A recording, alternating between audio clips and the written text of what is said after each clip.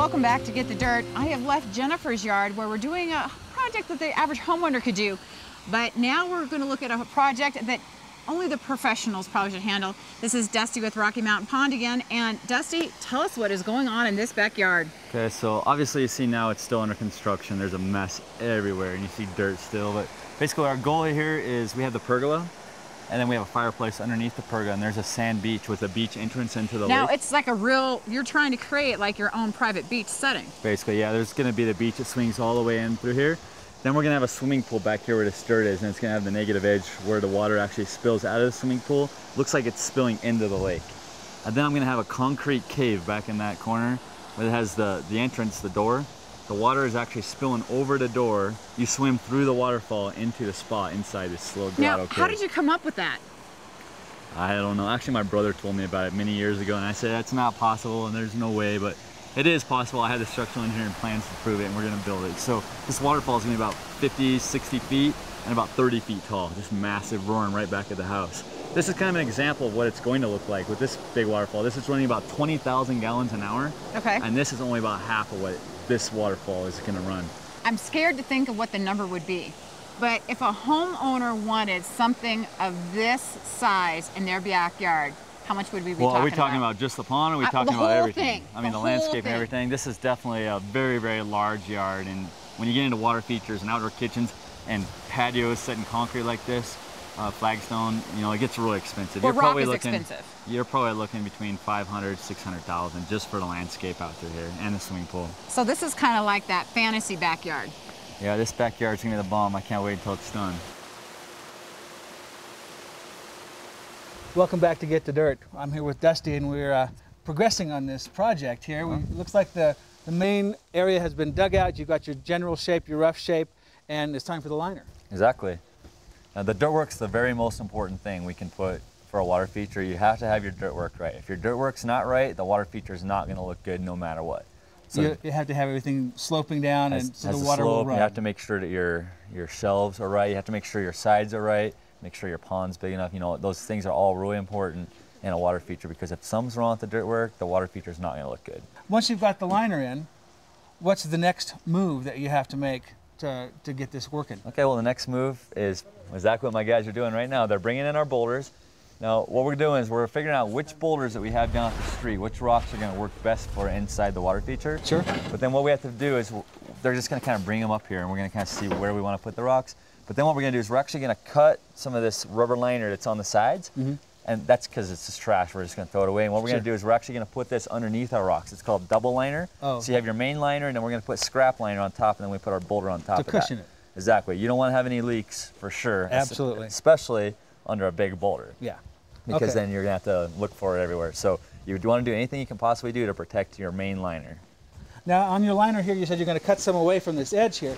How much overlap, when you come up out of this stream bed here, how much overlap do you want to leave? Okay, I usually leave at least a foot, and then what we do is we dig a little bit of dirt, dig a little trench, and we tuck our liner underneath, and we put dirt back on it. What that's going to do is it's going to make it so it holds the berm in place. Okay. And so that way it's not going to settle, and you're not going to have low spots, water going over the sides. Now, all these tips you can use at home when you're putting in your own pond.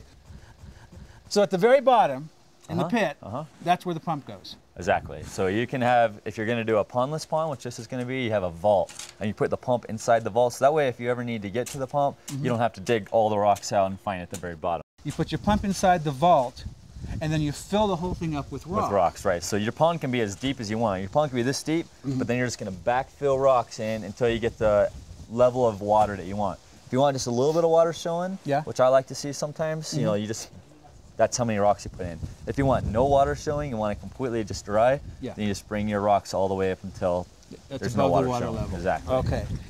And I see they're already starting to add water. Right, so basically what we've done, we've already put in our pump in the vault in the bottom. Okay. We've ran our 2-inch line up here. It's a 2-inch PVC flex. That way you can get a lot of water. We're using a 6,000 gallon per hour pump, so it's gonna throw a lot of water. That way we have some nice water coming off all these waterfalls. Another thing too you might want to know is we use 4 different rocks is what we use in our company. We use a granite riprap type of rock. Then we use a cobblestone. Actually, here's an example of a nice cobblestone rock. And then we use the 1.5-inch river rock. And then of course we use our moss rock.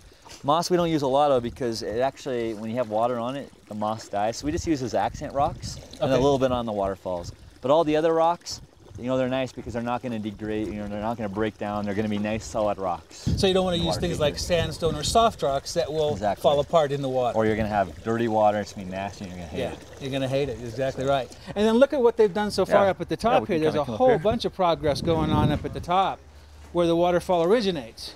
Yep, exactly. So it's starting to kind of look like it belongs here. Now, of course, it's really dirty right now. Yeah, yeah. And so once we turn this thing on the first time, it's going to wash all this dirt down and we'll drain it and clean it and get nice water in there. Okay. Yeah, it's starting to look like it's always been here.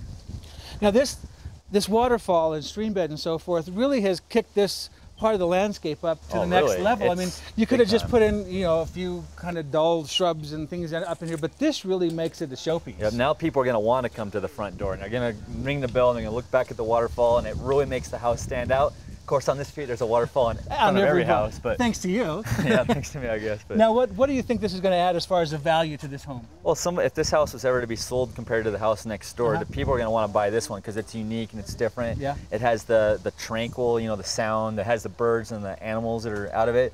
So I would say that you're definitely going to get the amount of money that you spend on a water feature back out of your house when you go to sell it. That's fantastic. Well, I look forward to seeing this a little later when it's all done and running. Okay, sounds good. All right, great, thanks.